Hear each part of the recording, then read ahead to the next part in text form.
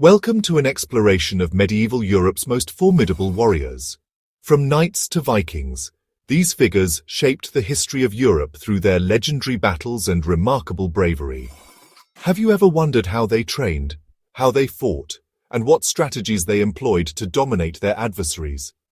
Today, we will delve into their world and attempt to recreate their legendary battles using only the gear and tactics they had at their disposal. Join me on this fascinating journey. I'm Mr. Madian, and if you're new here, you're about to dive into a world full of secrets and fascinating information. Don't miss out on any exciting content. Subscribe now and hit the notification bell to get all the latest updates. And make sure to check out the other videos on the channel. You might find something that piques your interest. Today, I'm diving into the world of medieval Europe's most fearsome warriors, and I'm challenging myself to recreate their legendary battles using only the gear and tactics they would have had. Medieval warriors were not just fighters, they were icons of their time, shaping the history of Europe in ways that are still felt today. The concept of the warrior during this time period goes far beyond just brute strength. These men and women were not only skilled in combat, but also in strategy, diplomacy, and leadership. Their lives were defined by the battles they fought, the lands they conquered, and the legacies they left behind. From the pages of history books to the silver screen, medieval warriors have captivated our imagination like few others. These fearsome fighters played a crucial role in shaping the course of history and culture in medieval Europe. They left an indelible mark on the continent, influencing everything from politics and architecture to literature and art. The feudal system, which defined medieval Europe, created a society where warriors were elevated to the role of both protectors and rulers. Their influence extended beyond the battlefield into courtly life, where chivalric codes and ideals of honor and bravery were cultivated. But how did these warriors rise to prominence? What were the key battles and events that defined their power? The Middle Ages was a time of constant warfare, with rival factions and kingdoms often at odds. The ever-present threat of invasion and the constant need for defense meant that military strategy was at the forefront of medieval life. Each warrior, whether a knight, Viking, or foot soldier, played an integral role in this constantly shifting world of battle and conquest. Warfare in medieval Europe was a brutal and unforgiving business. Rival factions vied for power, and the constant threat of invasion hung over many regions. These warriors had to contend with rapidly changing tactics, as new technologies and strategies were constantly being developed. The harsh realities of warfare took a severe toll on their bodies and minds, pushing them to the very limits of human endurance. Weapons like swords, spears, and axes became the tools of choice for these warriors, each one designed with deadly precision to incapacitate or kill. But beyond the weapons, it was the strategies employed by the warriors that often made the difference between victory and defeat. Think about how the introduction of the longbow revolutionized medieval warfare, enabling armies to strike from distances previously unimaginable. What would you say was the most important innovation in medieval warfare? Was it the invention of new weapons, or the tactical genius that allowed these warriors to dominate the battlefield? Despite these challenges, medieval warriors continued to evolve and adapt, seeking any advantage they could over their enemies.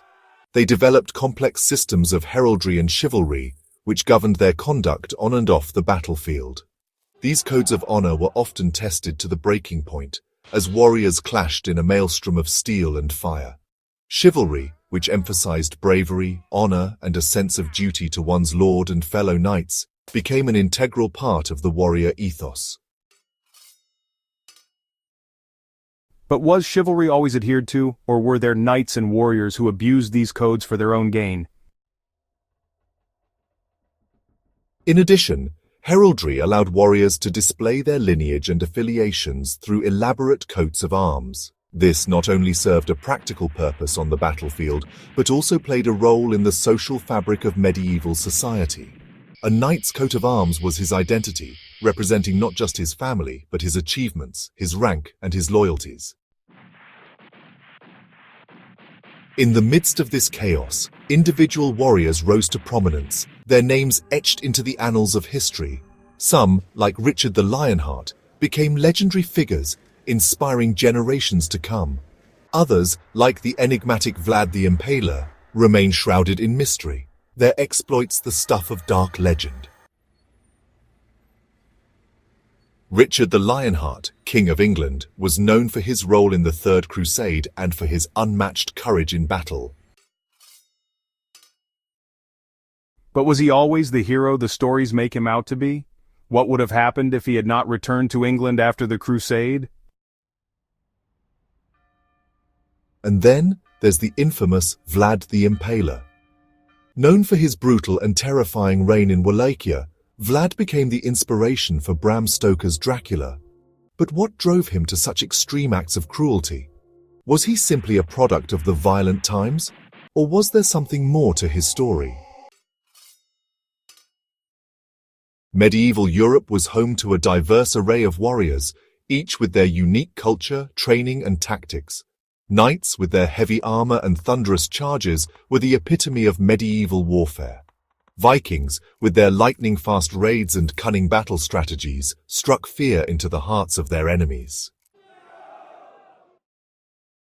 Foot soldiers, often overlooked but no less crucial, formed the backbone of many medieval armies. The Battle of Agincourt, a turning point in medieval warfare. One pivotal battle stands out in the annals of medieval warfare, the Battle of Agincourt. Fought in 1415, this epic clash saw a heavily outnumbered English army, led by King Henry V, take on the formidable forces of the French monarchy. Against all odds, the English emerged victorious, their cunning tactics and longbowmen proving too much for the heavily armored French knights. Agincourt was more than just a battle. It was a turning point in European history, demonstrating the power of innovation in warfare. But what if the French had used different tactics? Would they have been able to counter the devastating power of the longbow? The Black Prince, the paragon of medieval warfare. In a legendary age of warfare, one warrior stands out above the rest, the Black Prince. This enigmatic figure, son of King Edward III, was a paragon of chivalry and martial prowess. His campaigns in France and Spain are the stuff of legend, his name striking fear into the hearts of his enemies. The Black Prince was the very embodiment of medieval warfare. His life and exploits are testament to the enduring power of these fearsome warriors. What was it that made the Black Prince such an iconic figure in history? Was it his unparalleled success on the battlefield, or his unshakable commitment to the principles of chivalry? As we look back on the legacy of medieval Europe's fearsome warriors, we're struck by their bravery, their cunning, and their unwavering commitment to their craft. These warriors may have lived in a bygone era, but their impact on our world is still felt today. Their stories inspire us to push the boundaries of what is possible, to fight for what we believe in, and to honor the ideals that define us. So, what can we learn from the medieval warriors? How can we apply their resilience, tactics, and honor in our modern lives? So, what's your favorite medieval warrior? Let me know in the comments below. And if you're new here, consider subscribing for more epic content on the most fascinating periods of history. Thanks for watching, and I'll catch you in the next video. Don't forget to subscribe and activate the notification bell to stay updated on all things exciting here in the world of Mr. Madian. Until next time, my fellow adventurers.